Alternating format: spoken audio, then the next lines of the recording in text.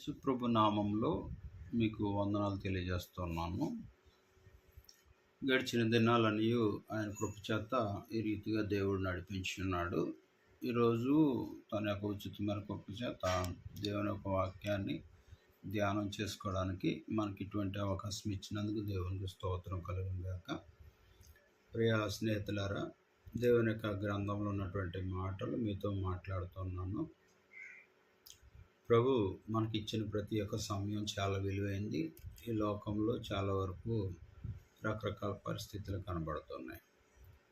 అయితే ఈరోజు మీతో దేవుని వాక్యాన్ని మాట్లాడడానికి దేవుడు ఇచ్చినటువంటి అవకాశాన్ని బట్టి దేవునికి స్తోత్రం కలుగును గాక.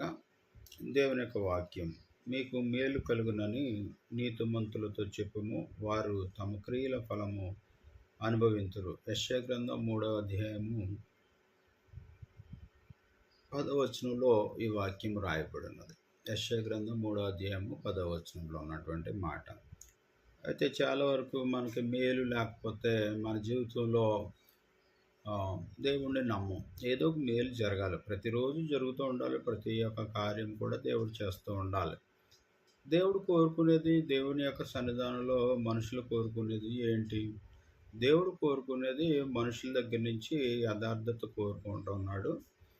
మనుషులు కోరుకునేదేమో దేవుని వద్ద నుండి ప్రతిరోజు కూడా ఏదోటి కార్యం జరుగుతూ ఉండాలి.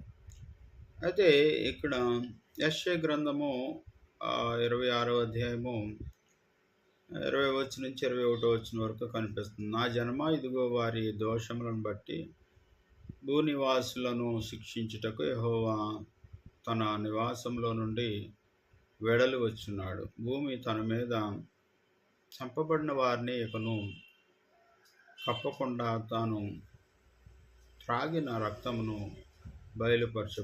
బయలుపరచును అని మాట్లాడుతూ 21వ వచనంలో, నువ్వు వెళ్ళి నీ అంతఃపురంలో ప్రవేశించుము, నువ్వు వెళ్ళి నీ తలుపులు వేసుకొనుము, ఉగ్రత తీరిపో వరకు కొంచెం సేపు దాగి ఉండము అని మాట్లాడుతున్నాను. దేవుని యొక్క లేఖన భాగము ఇంత క్లియర్గా మాట్లాడడానికి గల కారణం ఏంటి అంటే, దేవుడు తన యొక్క ఆలోచనలన్నీ కూడా ఈ రీతిగా ప్రకటిస్తూ ఉన్నాడు. ఈరోజు మనుషులు తమ యొక్క ఆలోచనలు, తమ యొక్క తలంపులు, అనేకమైనటువంటి విషయాలు రకరకాలుగా ఉంటూ ఉన్నారు. దేవుడికి కావలసినటువంటి ఆలోచనలు మనుషుల దగ్గర లేదు. దేవుని ఆలోచన వేరు, దేవుని తలంపులు వేరు. అలాగే మనుషుల యొక్క ఆలోచనలు వేరు, మనుషుల తలంపులు వేరు. కాబట్టి ప్రియ స్నేహితులారా, దేవుడు తన కార్యమును ఎలాగ చేయాలనుకుంటున్నాడు? దేవుడు తన యొక్క ఉచితమైనటువంటి ఆలోచనలు ఏ రీతిగా ఉంటున్నాయి? కాబట్టి ఇక్కడ మనము మాట్లాడుతున్నటువంటి మాటల్లో ఇర్మీయా గ్రంథము 15వ అధ్యాయము 11వ వచనంలో, అందుకు యెహోవా నిశ్చయముగా నీకు మేలు చేయవలనని నేను నిన్ను బయలుపరుచున్నాను. కీడు కాలమున, ఆపత్కాలమున నీ శత్రువులు నిశ్చయముగా నీకు మరలిడినట్లు చేదునని సెలవిచ్చాను. ఇర్మీయా గ్రంథం ద్వారా దేవుడు మాట్లాడుతున్నాడు, మేలు చేస్తాను అని. కాబట్టి దేవుడు మేలు చేయగలడు. సమర్థుడైనటువంటి దేవుడు, ఆయన కార్యములు చేసేవాడు, ఆయన అద్భుతాలు చేసేవాడు. కాబట్టి నీ ఆలోచనలకి, నీ తలంపులకి, నీ ఊహలకి ప్రత్యేకమైనటువంటి ఆలోచనలు నీకు ఉండొచ్చు, కానీ దేవుడు మాత్రం ఎప్పటికీ కూడా మేలే చేస్తాడు. కాబట్టి మేలు అనేటువంటిది ఏంటి? మనం ఆహారం తిన్నాం, అది అరుగుదలకు జరగడం కూడా మేలే. అలాగే మనకు ఆయుష్నిస్తున్నాడు, అది కూడా మేలే. అలాగే మనం బయటకు వెళ్తున్నప్పుడు, లోనికి వస్తున్నప్పుడు కాపుదలు ఇస్తున్నాడు, అది కూడా మేలే. మన పిల్లలను చక్కగా ఆయన చూస్తూ ఉన్నాడు. అందుకే నీ గుడారంలోకి ఏ అనారోగ్యం లేకుండా తప్పించడానికి ఆయన ప్రయత్నం చేస్తున్నాడు. కాబట్టి దేవుని యొక్క వాక్యము, దేవుని యొక్క ఆలోచన, దేవుని తలంపులు ఎలాంటివైనా ఈ రోజుకు కూడా చూస్తున్నట్లయితే, నేను నిజ జీవితంలో ఎలాంటి బ్రతుకుని కలిగి ఉన్నావో బైబిల్ మాట్లాడుతుంది. ప్రియ స్నేహితులారా, దేవుని వాక్యము చాలా శ్రేష్టమైనది. ఆయన గొప్ప దేవుడు. ఆయన చాలా విషయాలు మనకి అనేకమైనటువంటి విషయాలు తెలియజేస్తున్నాడు. జెఫన్యా గ్రంథంలో మాట్లాడతాడు, దేశంలో సాత్వికులై ఆయన న్యాయ విధులను అనుసరించు సమస్త దీనులారా యెహోవాను వెదుకుడి. మీరు వెదికి వినయము గలవారే నీతిని అనుసరించిన యెడల ఒకవేళ ఆయన ఉగ్రత దినమున మీరు దాచబడుదురు. ఇది కూడా మేలే. మరి రాబోయే దినాల్లో ప్రమాదకరమైన పరిస్థితుల్లో చాలా వస్తూ ఉంటాయి. వాటన్నిటిని ఎదుర్కోగలిగినటువంటి శక్తివంతమైనటువంటి వారిగా మనం తయారవ్వాలంటే సాత్వికులై ఆయన న్యాయ విధులను అనుసరించుచు మరి సమస్త దీనులారా యెహోవాను వెదుకుడి అన్నట్టుగా మనం కూడా అలా ఉన్నట్లయితే ఆటోమేటిక్గా మనలను కాపాడే దేవుడు మనకి సహాయం చేస్తాడు. దీనిని బైబిల్ మాట్లాడుకుని వస్తూ ఉంది. అలాగే మలాకీ గ్రంథం 3వ అధ్యాయంలో 18వ వచనంలో అన్నాడు, అప్పుడు నీతి గలవారెవరో దుర్మార్గులు ఎవరో దేవుని సేవించేవారెవరో ఆయనను సేవించిన వారెవరో మీరు తిరిగి కనుగొందురు అని మాట్లాడుతున్నాడు. కాబట్టి దేవుని వాక్యము, దేవుని యొక్క ఆలోచన, దేవుని యొక్క చిత్తము ఎలాంటిదో బైబిల్ గ్రంథం చెప్పుకుని వస్తూ ఉంది. దేవునితో మనం సహవాసం చేయడానికి మనం ఆలోచన చేస్తూ ఉండాలి. దేవుడు మనకు మేలు చేసేవాడు, దేవుడు మనకి కార్యం చేసేవాడు. మరి దేవుడు చెప్తూ ఉన్నాడు, అప్పుడు నీతి గలవారెవరో దుర్మార్గులు ఎవరో దేవుని సేవించే వారెవరో ఆయనను సేవించని వారెవరో మీరు తిరిగి కనుగొందురు అని మాట్లాడుతున్నారు. దేవుని యొక్క సహాయం కొరకు మనం ఎదురు చూద్దాం, దేవుని కార్యం కొరకు మనం ఎదురు చూద్దాం. ఆయన అడిగే ప్రతిదానికి మనము ఆలోచన చేద్దాం. దేవుడు కార్యం చేయగలిగినటువంటి వాడు, మహాదేవుడు. కాబట్టి ఈరోజు మనము దేవుని వాక్యాన్ని తెలుసుకుంటున్నాం. మీకు మేలు కలుగునని నీతిమంతులతో చెప్పుము అనే దాంట్లో ఈరోజు దేవుడు మేలుకరంగానే ఆశీర్వాదకరంగానే మనము ప్రజల కొరకు ఉన్నాం. ప్రజలందరికీ కూడా మనం తెలియపరచవలసింది ఆయన మేలు చేస్తాడని, ఆయన గొప్ప కార్యాలు చేస్తాడని మనం చెప్పవలసినటువంటి అవసరత కనిపిస్తుంది. రోమపత్రిక 2వ అధ్యాయం 5వ వచనం నుంచి 11వ వచనం వరకు రోమవారికి అపోస్తలుడైన పౌలు ఇలా మాట్లాడుతున్నాడు. నీ కాఠిన్యమును మార్పు పొందని నీ హృదయమును అనుసరించి ఉగ్రత దినమందు అనగా దేవుని న్యాయమైన తీర్పు బయలు పరచబడు దినమందు నీవే ఉగ్రతను సమకూర్చుకొనుచున్నావు అని డైరెక్ట్గా రోమవారికి అపోస్తలుడైన పౌలు చెప్తున్నాడు. మరి క్రైస్తవ జీవితంలో కూడా ఉగ్రత దినం ఏంటి?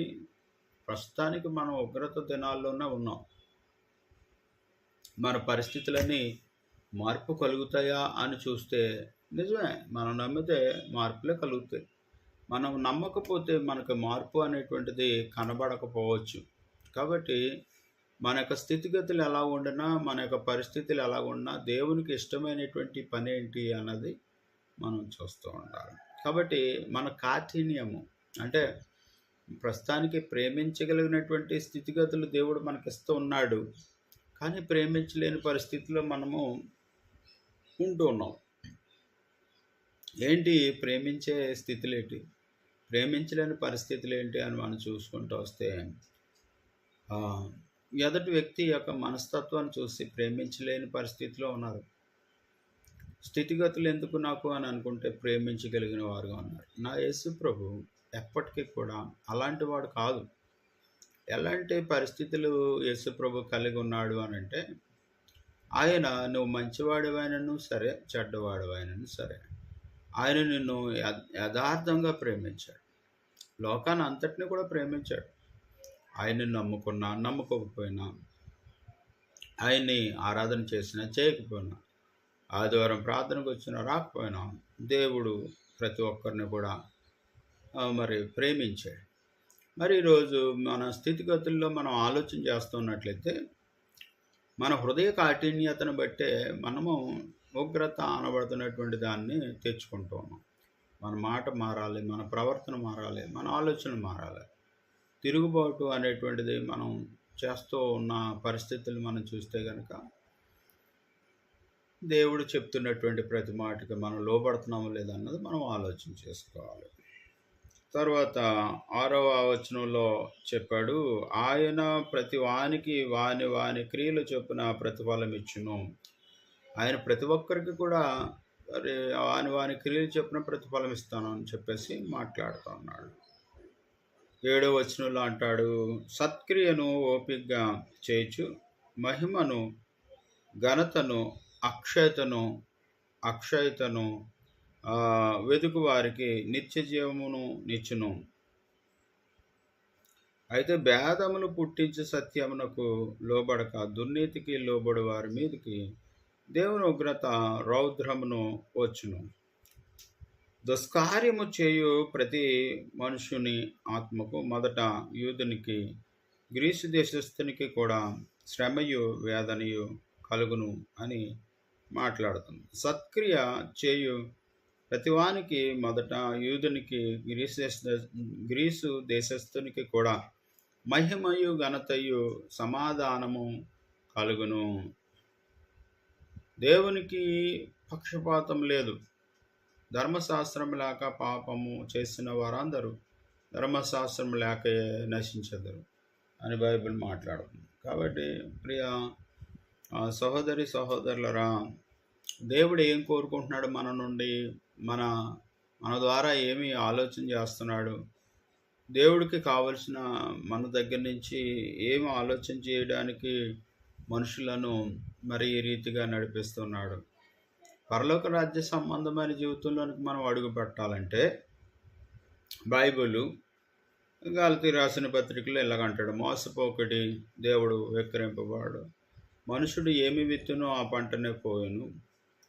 ఏలనగా తన శరీరేచ్ఛలను బట్టి విత్తువాడు తన శరీరమును నుండి క్షయమును పంట కోయను, ఆత్మను బట్టి విత్తువాడు ఆత్మ నుండి నిత్య జీవమును పంట కోయను అని మాట్లాడుతుంది.